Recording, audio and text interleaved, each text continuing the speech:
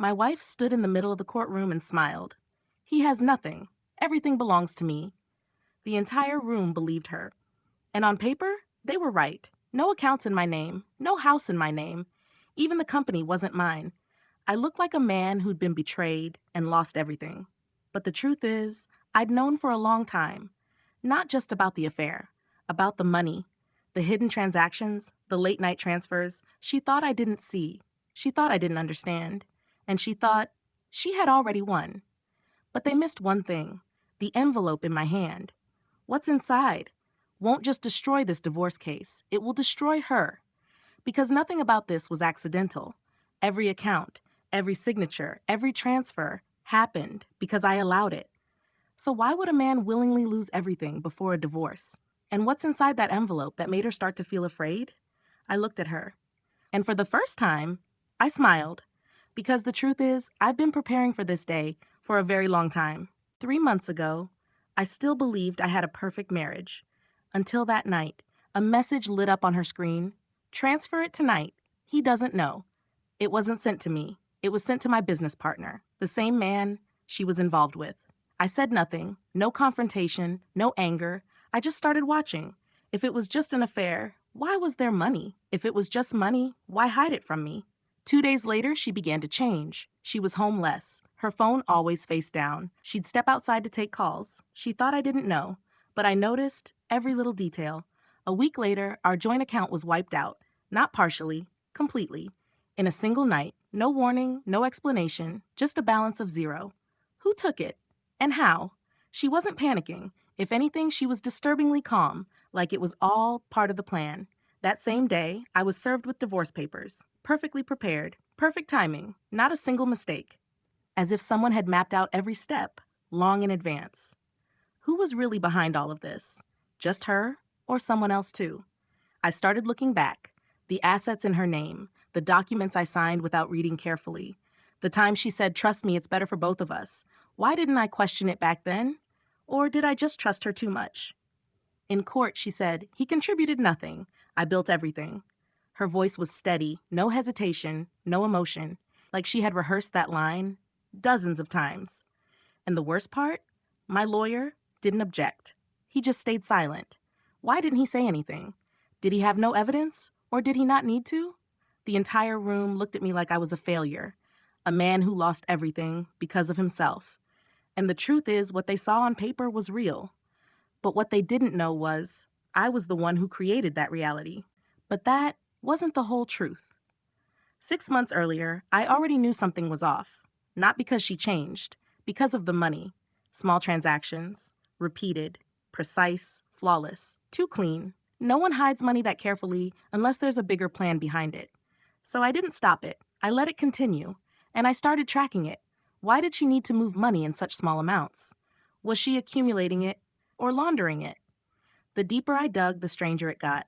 The money didn't stay in her accounts. It moved through layers, intermediary accounts, shell companies, and then it disappeared. Where did it go? Who was receiving it? That's when I realized something. This wasn't about a marriage anymore. This was a scheme, and I had been part of it from the beginning. So I did the only logical thing. I disappeared.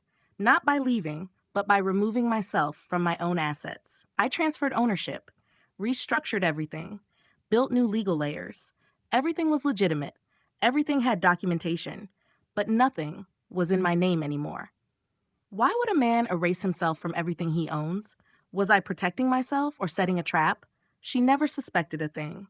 Because on the surface, everything looked normal. We still had dinner together, still talked like nothing was wrong. But with each passing day, I saw the real picture more clearly. She wasn't just betraying me. She was building an exit funded with money. But here's what no one knew. It wasn't just my money she was taking, at least not entirely. The largest transfers didn't come from our joint accounts. They came from somewhere else, somewhere she should never have touched. I went back through every transaction, cross-checked the timestamps, company names, transfer codes, and then I saw it. A name, repeating, hidden under layers, but still there. She wasn't just taking money. She was taking money from the wrong person.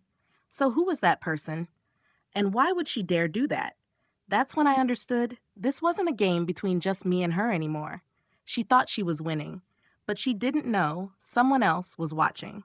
And that person doesn't forgive. I didn't need to stop her. I just needed to let her continue. Let her believe her plan was perfect. Let her go further. And when everything came to light, I wouldn't be the one facing the consequences. But if this got exposed, what would happen to her? Would she lose the money or something far worse? And if the truth came out, she wouldn't just lose the money. "Do you have anything to say?" the judge asked. I stood up, not hurried, not hesitant. I simply placed an envelope on the table. Just one thing. Her attorney opened it, and in that very moment, everything changed. He didn't say a word, but his expression said it all. For the first time, he hesitated. Why would a seasoned attorney react that way? Inside wasn't a divorce agreement.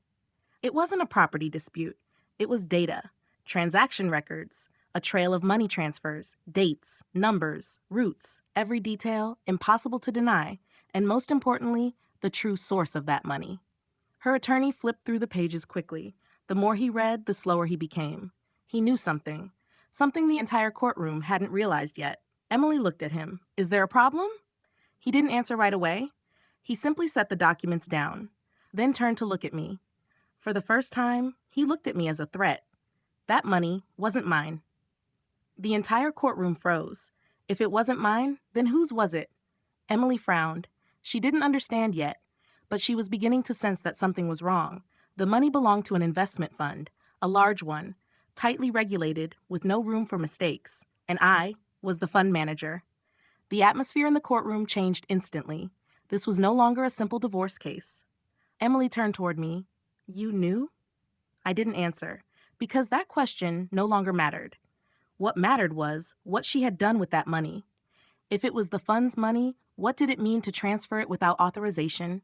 She hadn't just betrayed me. She had crossed another line. A line there was no coming back from. But one question still remained. If I knew all along, why didn't I stop her? Why did I let it happen? Emily began to lose her composure. She was no longer controlling the narrative, no longer the one asking the questions. Now she was the one being questioned. I let her move the money, not because I couldn't stop her, but because I needed proof, clear, undeniable proof, of just how far she was willing to go. I looked her straight in the eyes, because I wanted to see how far you were willing to take it. And once I saw, everything was over. The judge looked down at the file, then looked up at her. His expression changed. This is no longer just a divorce case. The entire courtroom fell silent. Her attorney leaned closer and whispered quietly, "We have a problem." Emily turned to him. "What do you mean?" No one answered, but she was beginning to understand. Her confidence vanished. In its place, panic. She looked at me. "You set me up?" I shook my head. "No," I paused for a moment. "I just didn't stop you." That sentence left her speechless, because deep down she knew everything she had done was her own choice. I didn't need revenge. I only needed to let the truth unfold. The judge turned each page. Every page was another step she had taken. No one forced her. No one pressured her. They were all her decisions, and the consequences came with them. The ruling was delivered. Short, clear. She lost any claim to the assets. The transactions were referred for investigation. Everything she thought belonged to her no longer did. But what truly broke her wasn't the money. It was the fact that she no longer controlled the story.